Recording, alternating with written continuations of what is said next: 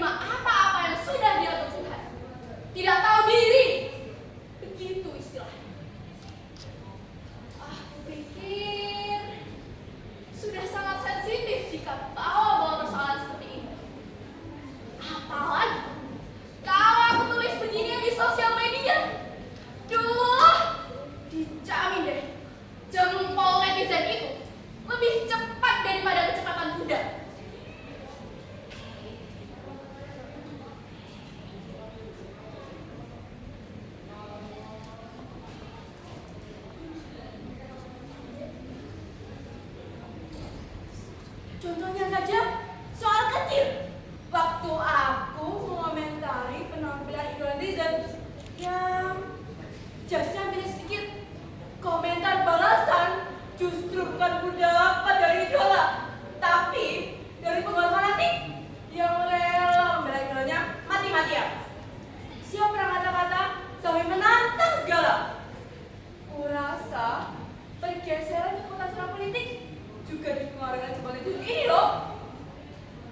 Aku yakin soal panggilan ini juga viral dari netizen. Andai semua netizen memiliki akses terbatas untuk memberikan komentar, tentu tidak akan seheboh ini.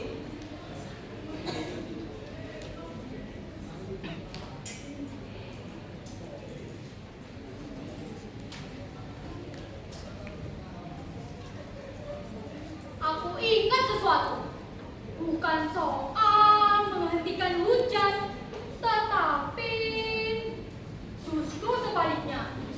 Suatu hari di perkampungan nenekku, kemarau betah sekali menyambangi. Di sana sudah mulai gelisah dengan cuaca panas.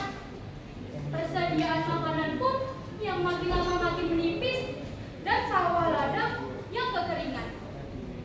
Nenekku bilang Biasanya ada upacara jika keadaan terus menggelisahkan seperti itu. Mayoritas penduduk di sana adalah petani. Mereka sangat menggantungkan penghasilan dari hasil tani itu. Kau bisa bayangkan bukan? Apa jadinya jika panen terus melulu gagal, sementara kebutuhan hidup terus mendesak?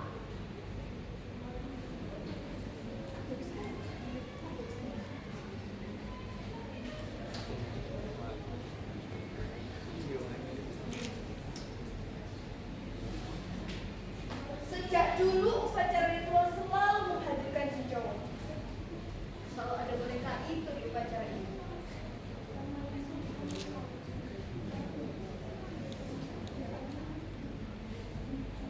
Rantasi, leluhur di desa ini, yang gagal mengajak masyarakat untuk mencari masakan. Ia melakukan suatu tirakat untuk mendapatkan petunjuk. Dalam petunjuk itu, mereka harus melakukan upacara menggunakan cincau.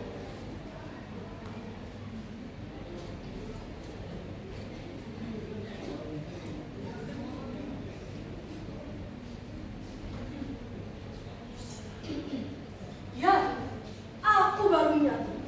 Waktu kecil, aku pernah melihat upacara itu. Tentu saja aku tidak mengerti dengan apa yang mereka lakukan. Yang tahu, bagi anak-anak seumuranku, boneka cincau itu tampak menyeramkan.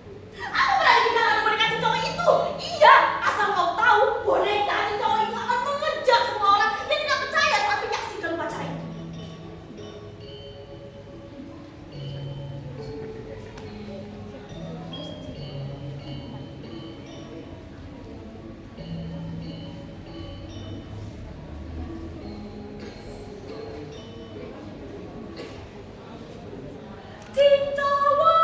Cincau, bilguna bilang bayo, shalalalalanggo, lenggute anggedan. Ada pengantin anyar, lili deno singring ngaliro, mas borojol gedo, mas borojol gedo, mas borojol gedo.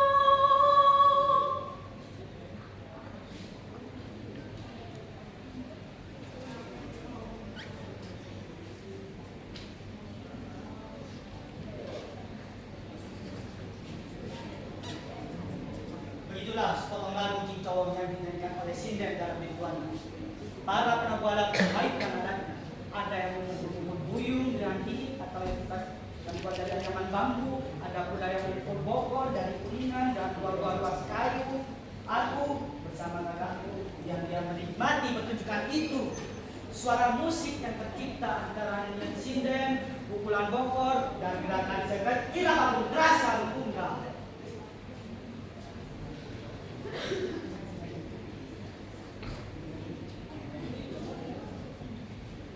Menurut teori, mendengarkan musik bisa mempengaruhi kesehatan juga kawan. Kesehatan fisik dan mental. Pikiran kita bisa lebih tenang. Rasa sakit juga bisa berkurang. Dan energi pada tubuh dapat tersalurkan. Menurut kalian, apa yang paling berpengaruh saat mendengarkan musik? Buatku, alunan irama pada musik itu, apapun musiknya. Kakakku bilang, orang bisa tren saat main musik. Asyik bukan? Musik yang didengar saat ritual pun menarik. Ada perasaan lain, seperti berada di dunia yang berbeda.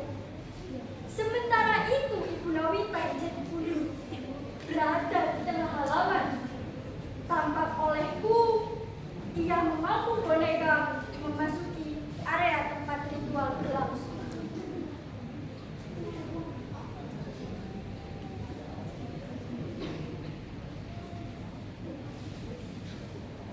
Di atas pastikan sudah terbilang sesajen. Pakaian lengkap dengan kemenyan, telur asin, tubuh kecil, terutu, gula batu, kue-kue, kembang rambut berwarna, dan masih banyak lagi yang tak bisa aku ingat semua. Begini kira-kira gerakan di bulan kita itu. Berjalan di antara anak taraji. Celah di antara anak tangga dan bambu. Ini ukurannya memang cukup untuk satu langkah. Ibu Rawita terus berjalan sambil diikuti oleh dua orang beriringan dari ujung awal sebelah sini sampai ujung akhir sebelah sana. Mereka terus berjalan bolak-balik selama 3 kali. Ibu Rawita sambil mengharapkan boneka cowok ada cermin yang dipegang oleh asisten.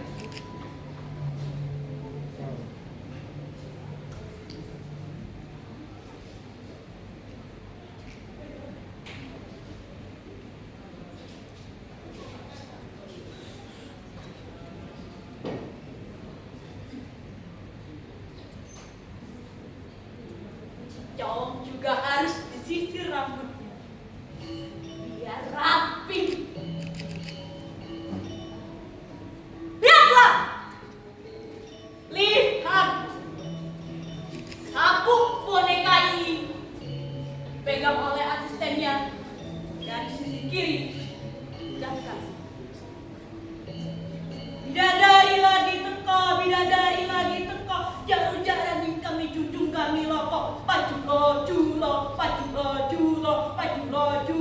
temuku miring mandi loko, pajulo julo, temuku miring mandi loko. Lagu selesai dikumandangkan oleh sinden. Cowok makin gerak-gerak, makin lama, makin tidak berani.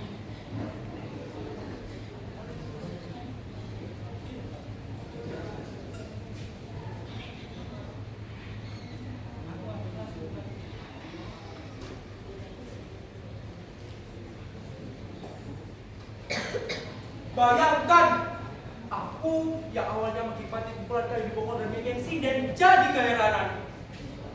Konon katanya Roh Lukus dan masukin boneka cowok. Aku tidak percaya. Bagaimana bisa masuk begitu saja? Apa? Kalian bilang apa? Tidak. Kalian jangan bilang aku tidak menghargai adat. Aku masih kecil waktu itu. Tidak mengerti hal-hal semacam itu. Ya namanya juga anak kecil toh. Tidak masuk akal buat waktu itu. Sekarang, mana kalau sekarang? Penasaran ya? Kalian kepo?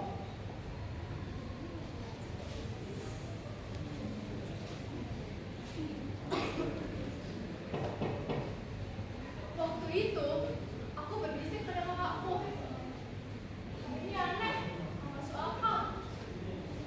Lalu, aku iseng melengkapi. Cinjau, udah jadi ngawak bubuk. Cinjau, udah jadi ngawak bubuk. Tiba-tiba, boneka cincau itu mengejarku. Lihat, dia menyeringai. Matanya seperti hidup. Ya Tuhan, kupikir cincau tidak akan benar seperti itu. Nenek, tolong. Kakak, tolong aku.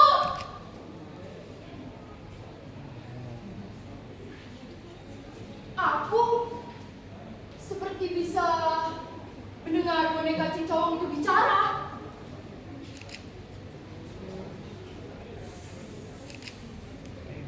Hei, kamu bocah. Berani-beraninya mau.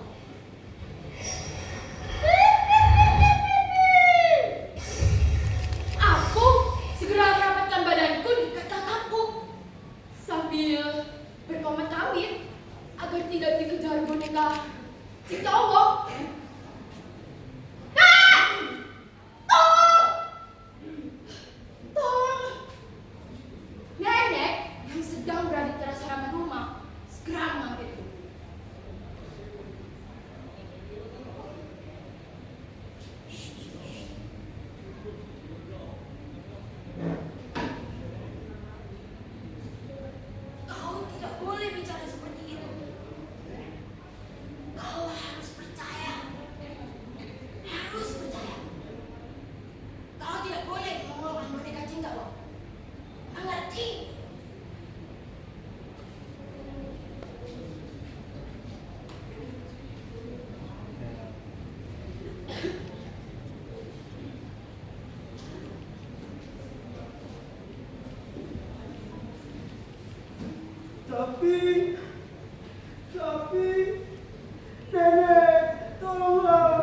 Usir boneka itu.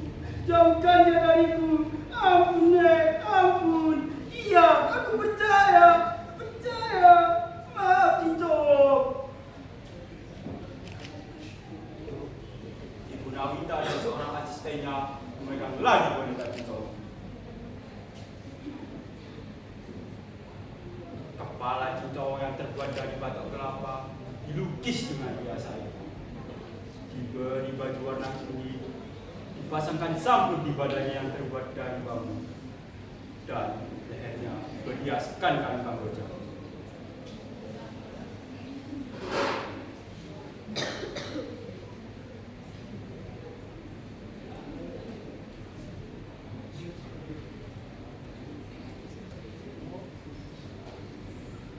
Suasana malam hari di halaman itu terasa mistis. Kupikir tanda mereka itu akan takut menyeramkan jika terus bergerak. Ritual diakhiri dengan saweran bunga kamboja yang dicampur dengan air dan diciprat-cipratkan para penonton. Hujan! Hujan! Hujan!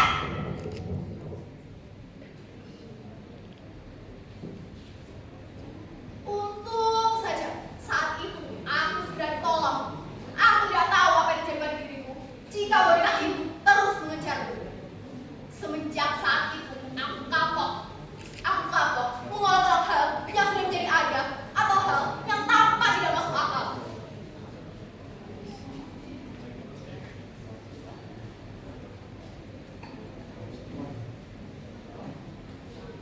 Iya, benar. Kita harus percaya penuh pada Tuhan. Tapi mau bagaimanapun, ada makhluk lain, dunia lain yang tak bisa kita lihat dengan kasat mata. Makhluk yang sama-sama ciptaan Tuhan. Ada ritual-ritual yang mesti dilakukan oleh masyarakat kita. Semakin hari, semakin jarang orang melakukannya. Dengan alasan, zaman sudah modern. Segala sesuatu sudah bisa kita prediksi dan pelajari secara ilmiah.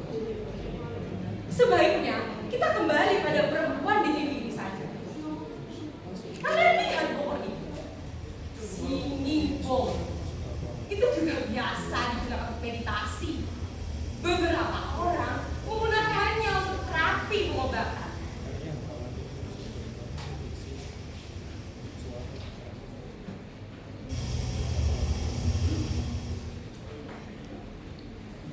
Aku pernah ikut dengan singing bowl itu. Frekuensi di tubuh kita disarankan kata guru. Mungkin itulah yang bisa dilakukan perempuan di dalam TV ini. Dia bukan memanggil hujan seperti ibu Nawita dengan boneka cincaunya itu. Dia mengendalikan hujan. Hei, lihat kalian! Ada pembalap menirukan bau hujan. Berita viral ini. Aku ingatkan kau sekali lagi. Kau boleh saja percaya atau tidak. Cuaca memang bisa diprediksi. Mungkin bau hujan mempunyai keahlian khusus yang tidak kita ketahui. Mungkin saja keahliannya itu diturunkan.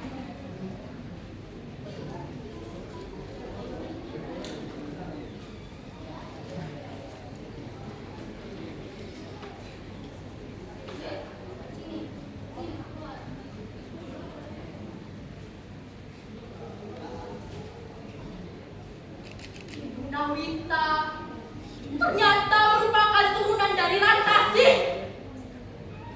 Seorang wanita yang keras kepala, bahkan rela mengajak penduduk desa mencari mata air. Seorang wanita yang sangat peduli pada kemarau panjang yang melanda desa, sampai-sampai mengadakan upacara ritual memanggil hujan dengan boneka Cinco. Ada satu rahasia yang baru aku ketahui beberapa hari yang lalu. Tepatnya sebelum nenekku meninggal. Ternyata nenekku juga merupakan keturunan dari Rantasih.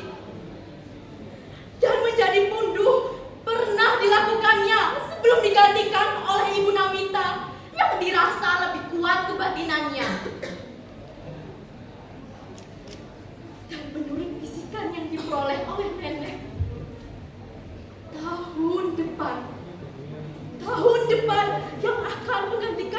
wanita menjadi punduh adalah aku.